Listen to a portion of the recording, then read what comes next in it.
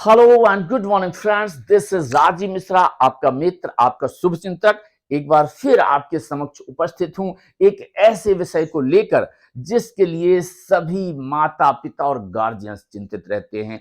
हर माता पिता चाहता है कि उसका बेटा, उसकी बेटी, उसका नाती, उसका पोता बेस्ट स्टूडेंट बने। स्कूल में सब लोग कहें, विद्यालय में सब लोग कहें कि अरे वाह, इसका बेटा तो बेस्ट स्टूडेंट है। ये लालसा हर माता पिता, हर दादा दादी, हर नाना नानी के अंदर होती है। जी हाँ मित्रों, हो भी क्यों नहीं, सभी अपने लोगों को, अपने पोता पोतियों, अपने बच्चों को आगे बढ़ना देखना चाहते हैं। तो मित्रों, आज हम जिस टॉपिक पे बात करना चाहते हैं वो टॉपिक है कि हम एक साधारण स्टूडेंट को बेस्ट स्टूडेंट में कैसे बदल सकते हैं। वो कौन से नियम हो सकते हैं, वो कौन से रिचुअल्स हो सकते हैं, वो कौन सी विधियां हो सकती हैं जिनसे एक सामान्य विद्यार्थी, एक सामान्य स्टूडेंट्स भी बेस्ट स्टूडेंट में परिवर्तित हो सकता है। जी हाँ मित्रों, हम पहले भी बात करते रहे कि हमारे भारतीय साहित्य में, हमारे संस्कृत साहित्य में, हमारे हिंदी साहित्य में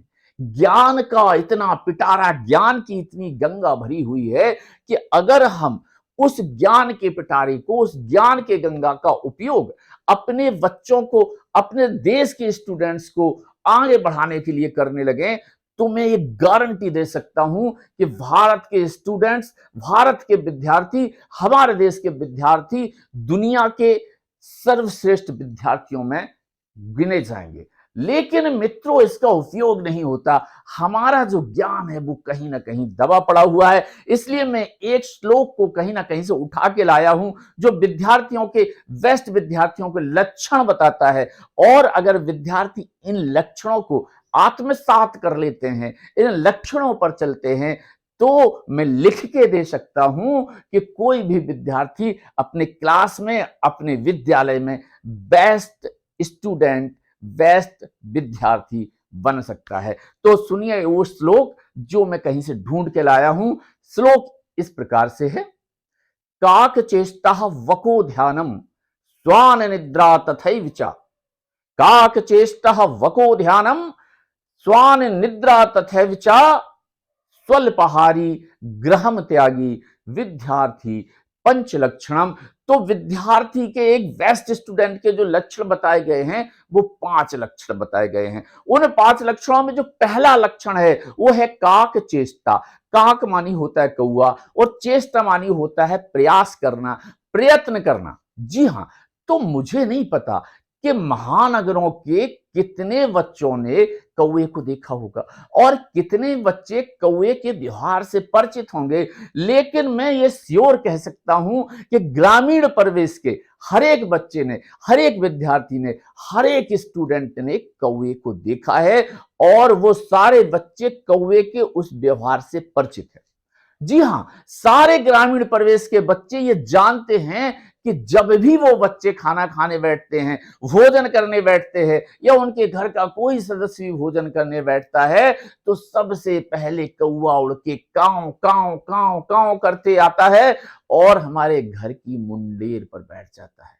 घर की मुंडेर से फिर वो खिसकता हुआ थोड़ा आगे आता है, धीरे धीरे वो हमारे सामने बैठ जाता है, वो हमारे बाएं बैठ जाता है, वो हमारे दाएं बैठ जाता है, और वो तब तक हमारे चक्कर लगाता है जब तक कि उसे रोटी का निवाला नहीं दे दिया जाता। हाँ मित्रों, ये कौवे के प्रयास हैं। वो तब तक वहां से नहीं हिलता जब तक कि उसे रोटी का एक निवाला नहीं मिल जाता। ये तो कौवा का गुण हुआ कि वो तब तक प्रयास करता है जब तक रोटी का टुकड़ा नहीं ले लेता। लेकिन बात केवल कौवे तक क्यों हो, हमारे बीच में भी बहुत सारे ऐसे महान पुरुष हुए हैं जिन्होंने अपने प्रयास से वो काम कर डाला जो कि कहीं ना कहीं असंभव था। जी हां, मैं बात करना चाहता हूं द माउंटेन मैन की। आपने सुना है इस माउंटेन मैन के बारे में? जी हां, मैं वही कह रहा हूं जो आप समझ रहे हैं। माउंटेन मैन 2015 में आई एक फिल्म थी, हिंदी की एक फिल्म थी। जी हां, लेकिन ये जिस व्यक्ति के ऊपर थी उसके बारे में मैं आपको बताना चाहता हूं। जी हां, दशरथ माझी बिहार में गया के पास रहने वाले एक गरीब मजदूर थे, और पास में पत्थर की खदानों में काम करते थे। उनके गांव के पास एक पत्थर की खदान थी, उसमें वो पत्थर तोड़ने आदि का काम करते थे। हुआ क्या कि एक दिन दोपहर में जब उनकी पत्नी उन्हें दोपहर का भोजन देने पहाड़ों पर आ रही थी, तो पहाड़ की दरार में उनकी पत्नी गिर गई और उसे इतनी चोट आई कि उसे तत्काल ही अस्पताल ले जाने की आवश्यकता हुई। दशरथ मांझी का गांव अस्पताल से 55 किलोमीटर दूर था और पहाड़ को पार करना इतना आसान नहीं था। यह तो आप 55 किलोमीटर जाइएगा किसी से, यह पहाड़ को पार करने में इतना समय लगता था। और जब तक वो उन्होंने पहाड़ पार किया अपनी पत्नी को लेके, तब तक वो उनकी पत्नी चोट को सहन न कर सकी और वो चल बसी। दशरथ मांझी ने सोचा कि इस पहाड़ के कारण मेरी पत्नी मुझे छोड़कर चली गई है और गांव के न जाने कितने लोगों को इस पहाड़ के कारण इलाज की सुविधा नहीं मिल पाती है, इसलिए ऐसे पहाड़ को ही मैं हटा के रख दूंगा। मित्रों, दशरथ मांझी ने 1960 में केवल छेनी और हथौड़े से उस पहाड़ को काटना शुरू किया। गांव के लोग उनका बहुत मजाक उड़ाते थे, उनकी बहुत हंसी उड़ाते थे कि एक कमजोर आदमी, एक कमजोर मजदूर 360 फीट लंबे, 30 फीट चौड़े और 25 फीट ऊंचे पहाड़ को क्यों काटना चाहता है, ये कैसे काट पाएगा अकेला। लेकिन दशरथ मांझी ने हिम्मत नहीं हारी और उन्होंने 1960 में जो काम शुरू किया था, वो 22 साल तक लगातार छेनी और हथौड़े से उस पहाड़ को काटते रहे और 22 साल में उन्होंने 360 फीट लंबा, 30 फीट चौड़ा और 25 फुट ऊंचा वो पहाड़ काट के समतल कर दिया। और उनका गांव, जो कि अस्पताल से, उनके विकास खंड से 55 किलोमीटर दूर था, अब उनके गांव की, उनके विकास खंड से, शहर से दूरी मात्र 15 फुट रह गई थी। अब गांव के हर एक व्यक्ति को इलाज मिल सकता था, अब गांव के हर एक व्यक्ति को सुविधा मिल सकती थी और कोई भी व्यक्ति बिना इलाज के मृत्यु को प्राप्त नहीं हो सकता था। तो कौवे की बात हुई, Dashrath Manjhi the mountain man की बात हुई, तो पहला गुण यह है कि आप प्रयास करते रहिए, प्रयत्न करते रहिए, जब तक कि आपको आपकी मंजिल मिल नहीं जाती। दुनिया में ऐसा कुछ नहीं है जो प्रयास करने के बाद भी नहीं मिले। बस आप जब थक जाएं तो आपको एक चीज सोचना है कि बस एक प्रयास और। जब आप अपने प्रयास को समाप्त करने लगे, उसी वक्त आपको यह सोचना है कि बस एक प्रयास और जब आप ये सोचेंगे कि बस एक प्रयास और, तो वो जो आपका सबसे लास्ट वाला प्रयास होगा, आपको निश्चित रूप से सफलता दिलाएगा। तो काक चेष्टा। अब बात आती है वको ध्यानम। वक, वक का मतलब होता है संस्कृत में वगुला। जी हां, जो लोग खेतों के करीब से गुजरते हैं, जो लोग तालाब के करीब से गुजरते हैं, तो आप लोगों ने देखा होगा कि खेतों में जो पानी भरा हुआ है, उनके बीच में या तालाब के बीच में एक कोई सफेद सा बगुला ऐसे खड़ा है जैसे कोई संगमरमर की मूर्ति बना दी हो। ना हिलता है, ना डुलता है, कोई एक्शन नहीं मित्रों, कोई एक्शन नहीं। और उसके जो पतला सा पैर होता है, एक पैर उठाए रहता है, एक पैर नीचे तालाब में, नीचे पानी में, जमीन पर रहता है। और वो जो नीचे पानी में जमीन पर जो पैर रहता है, तो नीचे तैरने वाली मछलियों को ऐसा लगता है कि ये शायद किसी पेड़ की डंडी है, क्योंकि there is no action, there is no movement. बगुले के पैर में, बगुले के पंख में, बगुले की चोंच में कोई मूवमेंट नहीं होता है। आप देखिए, इतना ध्यान, इतना जबरदस्त ध्यान, इतना जबरदस्त कंसंट्रेशन कि मछली को जो नीचे तैर रही है जल में, उसे लगता है कि कोई पेड़ का तना है। और जब वो तैरती हुई बहुत धीमे से, निश्चिंत होकर बगुले के पैर के पास से गुजरती है, तो बिल्कुल शांत मुद्रा में खड़ा हुआ बगुला एकदम से एक्शन में आता है और टक, और वो मछली उसके मुंह में होती है। तो क्या आप इतना कंसंट्रेशन ला सकते हैं? क्या आप इतने ध्यान से पढ़ाई कर सकते हैं? जी हां मित्रों, जी हां, कर सकते हैं।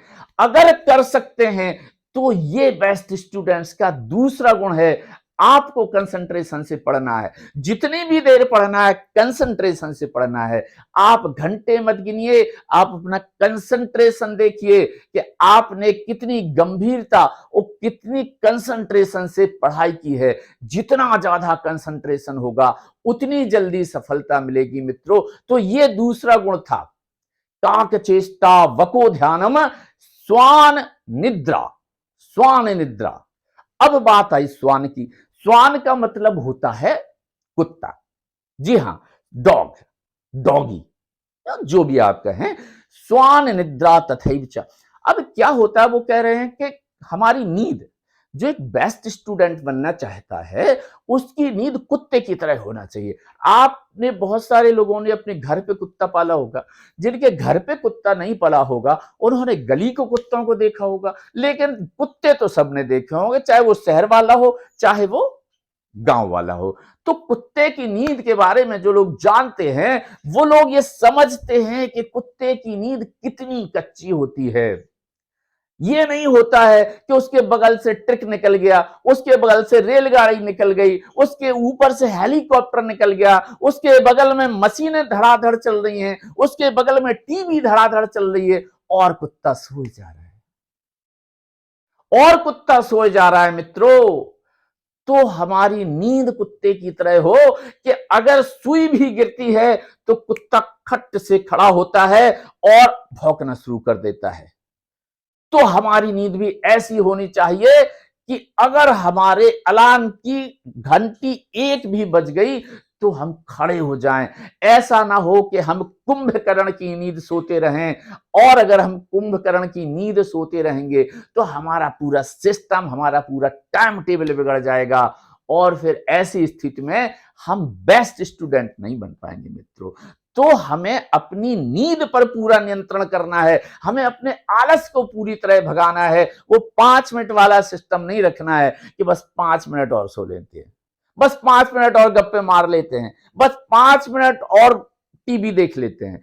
अगर आपकी नींद कुत्ते की तरह है, आप सोते हुए तत्काल जग जाते हैं, तो मित्रों मैं आपको गारंटी देता हूं कि ये जो तीसरा गुण है बेस्ट स्टूडेंट होने का, उत्तम और सर्वोत्तम विद्यार्थी होने का, ये आपको बेस्ट स्टूडेंट बना के ही रहेगा। तो अब हो गए 3 गुण। चौथा गुण है स्वल्पाहारी। अब देखिए, स्वल्प मानी होता है थोड़ा, और आहारी मतलब खाना। तो स्वल्पाहारी मतलब कम खाने वाला, स्वल्पाहारी।